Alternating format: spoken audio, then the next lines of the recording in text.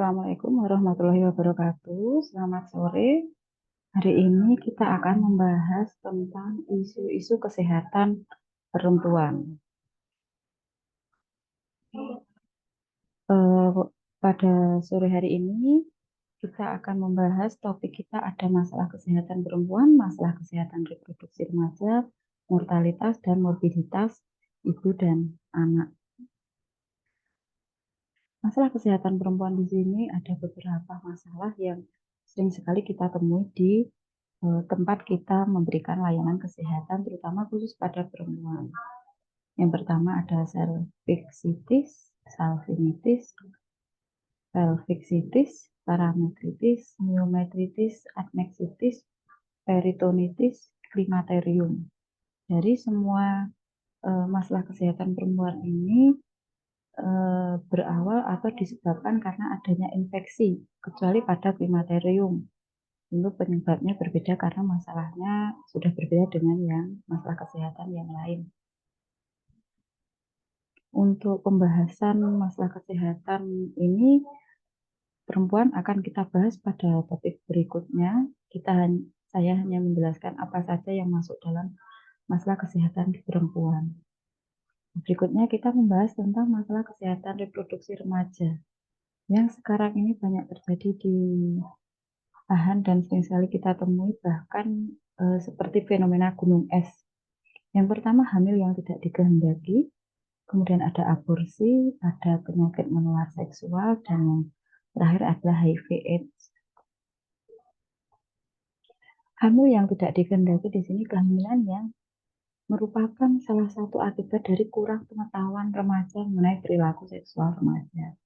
Ini sudah banyak sekali pengetahuan yang diberikan baik di media sosial maupun di tempat pendidikan tentang perilaku menyimpang, terutama dalam hal seksualitas. Di sini ada faktor lain yang juga menjadi penyebab semakin banyaknya terjadi kasus ini, yaitu anggapan remaja yang keliru seperti kehamilan tidak akan terjadi bila melakukan hubungan seksual baru pertama kali. Anggapan ini masih banyak terjadi, dipercaya oleh remaja-remaja kita. Dan kehamilan yang tidak dikehendaki ini membawa remaja pada dua pilihan, yaitu melanjutkan kehamilannya di dalam usia remaja atau menggugurkan kandungan, pilihan yang harus dijalani.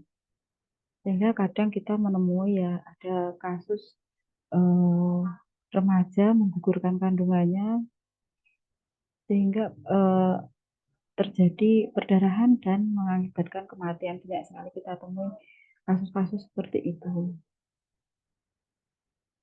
Dan aborsi. Aborsi di sini berbeda dengan keguguran. Aborsi adalah menggugurkan, jadi ada terminasi yang diprovokasi, yaitu kehamilan provokasi dengan berbagai macam cara. Entah bagaimana caranya, yang penting digugurkan kandungannya. Kemudian penyakit menular seksual merupakan penyakit yang mengganggu kesehatan reproduksi.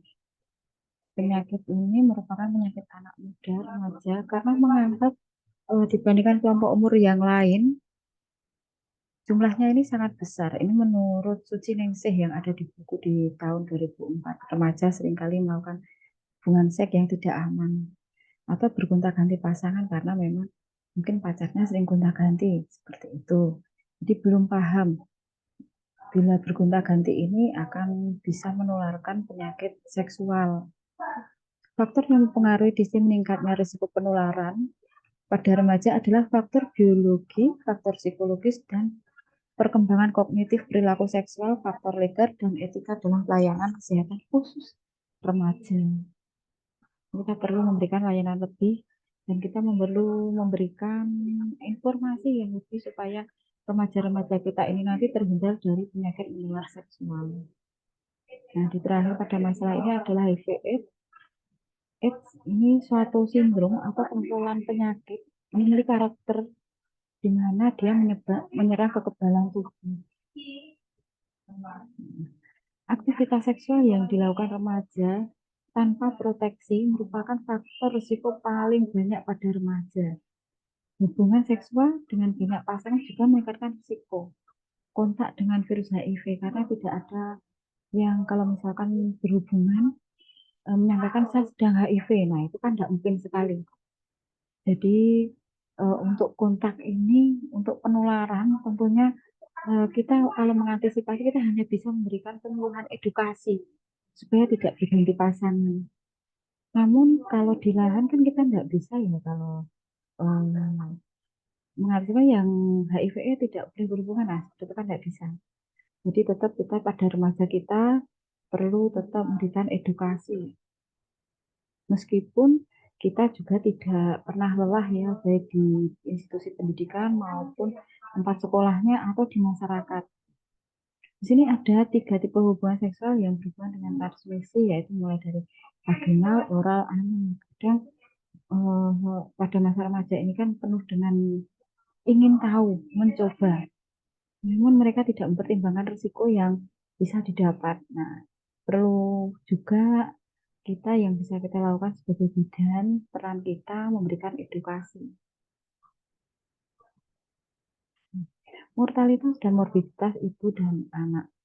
Di sini yang termasuk dalam kematian maternal dapat diklasifikasikan sebagai berikut.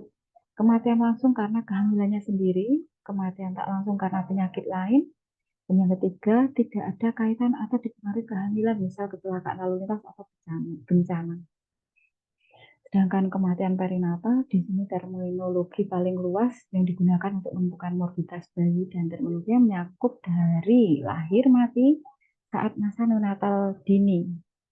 Di sini kita klasifikasikan menjadi ada kelainan bawaan, cacat bawaan, di mana ini dipengaruhi dari genetik lebih banyak seperti itu, dan inseminasi atau kontabilitas serologis.